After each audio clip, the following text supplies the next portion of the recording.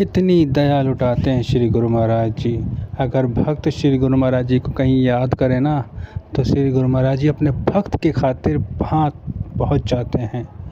एक बार मैं श्री अनंतपुर से किसी काम के लिए ईसागढ़ गया हुआ था। गर्मी का मौसम था और भीषण गर्मी पड़ रही थी। उसी गर्मी में सेवा कार्य किया और दरबार में मुझे जल्दी से अपने सेवा कार्य स्थल पर पहुंचना था। मुझे कोई साधन ना मिला, जिस कारण मैं पैदल ही जल्दी से श्री आनंदपुर के लिए चल पड़ा। भीषण गर्मी और लू की वजह से बहुत बुरा हाल था और 3 किलोमीटर का सुनसान रास्ता और आसपास कहीं पानी भी नहीं था। मेरा प्यास के मारे बुरा हाल हो रहा था और थकावट और कमज़ोरी की वजह से चक्कर भी आ रहे थे। एक बार मन में विचार उठा कि दाता दीन दयाल जी को पुकार लूं। फिर मैंने सोचा कि इन छोटी छोटी दिक्कतों के लिए श्री गुरु महाराज जी को क्या पुकारना।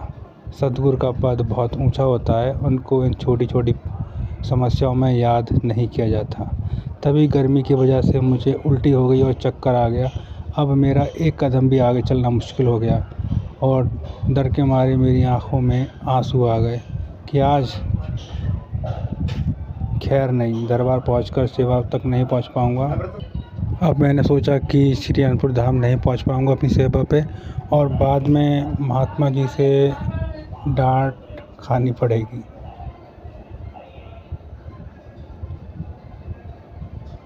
फिर मुझे चक्कर आ गया। अब मेरा एक कदम भी आगे चलना मुश्किल हो गया और डर के मारे मेरी आंखों में आंसू भी आ रहे थे कि अपनी सेवा के लिए मैं नहीं पहुंच पाऊंगा और श्री महात्मा जी से मुझे डांट खानी पड़ेगी। मेरी सेवा का समय भी होने वाला था, बस 20 मिनट ही रह गए थे और अब चलना मुश्किल था। हालांकि अब श्री आनंदपुर थोड़ी दूर पर ही रह गया था। मेरे पेट में भी दर्द शुरू हो गया। मुझे अपने से ज़्यादा अपनी सेवा की फिक्र थी। बस ये था कि किसी तरह आनंदपुर के मेन गेट तक पहुंच जाऊं। जब चलना बहुत मुश्किल हो गया, मैं वहीं गर्दन नीचे करके बैठ गया। तभी अचानक मुझे ऐसा लगा जैसे मेरे सामने कोई चीज़ आकर रुकी हो। जब मैंने गर्दन उठाई तो वो श्री कार्ड थी।